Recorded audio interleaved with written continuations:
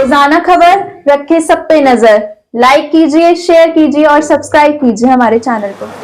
पुलवामा में हुए नरसंहार के विरोध में पूरा मेरठ जुट ही एक होता हुआ नजर आ रहा है। समस्त हिंदू समाज ने एक 26 तारीख को बंद का आह्वान किया है। संयुक्त व्यापार संघ ने भी उसको समर्थन दिया है और इस वक्त हमारे साथ मौजूद हैं अध्यक्ष संयुक्त व्यापार संघ अजय गुप्ता। उन्हीं से बात करते हैं, पूछते हैं कि उन्होंने इस बंद को लेकर क्या क्या तैयारी की है और किन किन का उनको समर्थन मिल रहा है। अजय गुप्ता जी। देखिए, जिस प्रकार पहलगांव में नरसंहार हुआ, हमारी नवविवाहित बेटियों के सामने, बहनों के सामने उनके सुहाग को गोली मारकर उजाड़ दिया गया और वो रोती बिलखती रहीं। अभी उनके हाथों की मेहंदी भी नहीं सूखी थी कि उनकी मांग का सिंदूर उजाड़ दिया गया।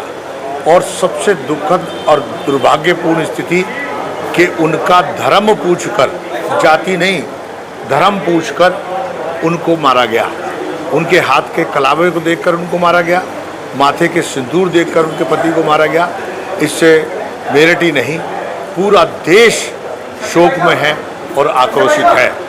जहाँ तक सवाल इस बात का है कि मेरठ क्रांति धरा है, 1857 की क्रांति धरा है। इस मेरठ की क्रांति धरा से हम 26 तारीख को एक आक्रोश मार्च उन मृतक आत्माओं की शांति के लिए और इस वहशी कांड को अंजाम देने वालों के खिलाफ कार्रवाई की मांग को लेकर हम लोग एक आक्रोश मार्च निकालने जा रहे हैं।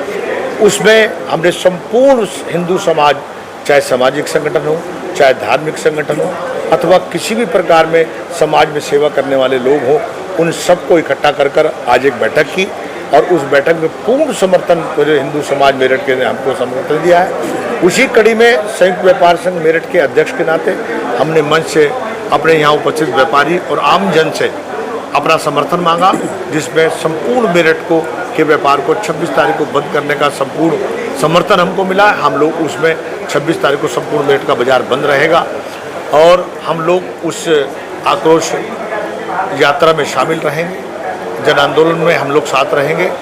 और मैं यूँ कहूँ कि इस वक्त जो देश में आग है, दुष्यंत जी की वो लाइनें कि हो गई है पीर पर्वत से ये पिघलनी चाहिए, अब हिमालय से कोई गंगा निकलनी चाहिए, हंगामा खड़ा करना मेरा मकसद नहीं, मेरा प्रयास है कि तस्वीर बदलनी चाहिए। इस बात को लेकर पूरा देश जहां आंदोलित है, वह मेरठ की क्रांति धारा ने भी इस अपराध के खिलाफ, इस हत्याकांड के खिलाफ बिगुल बजाया है। और 26 तारीख को एक ऐतिहासिक जन आक्रोश मार्च इस मेरठ की धरती से निकलेगा। आप सब लोग उसके गवाह बनेंगे। आपके माध्यम से, आपके चैनल के माध्यम से मैं मेरठ के तमाम हिंदू लोगों से और तमाम जनता से, माताओं से, बहनों से, बच्चों से मैं सबसे आग्रह कर रहा हूं कि वो उस दिन 10 बजे मंगल पांडे बुढ़ाना गेट पहुँचें और इस आक्रोश मार्च में अपना सहयोग दें। सभी स्कूल, कॉलेज, CBSE बोर्ड के सभी स्कूल हमारे वहाँ के, उनकी जो कमेटी है उससे बात हो गई है। सभी पेट्रोल पंप, सभी बाजार बंद रहेंगे।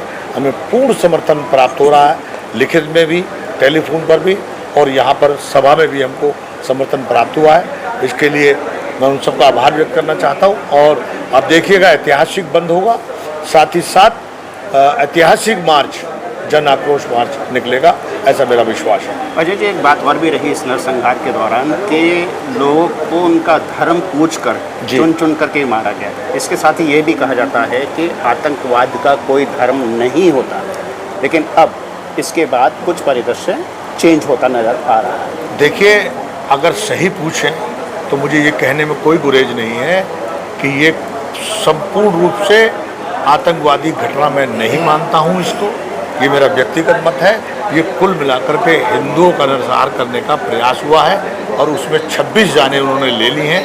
धर्म पूछ के मारना आतंकवाद का काम नहीं था। आतंकवादी घटनाओं में ये कुल मिलाकर के हिंदुओं को का उत्पीड़न और हिंदुओं को मारने की साजिश है और हिंदुओं में ये कुल मिलाकर संपूर्ण रूप से हिंदू का हत्याकांड है।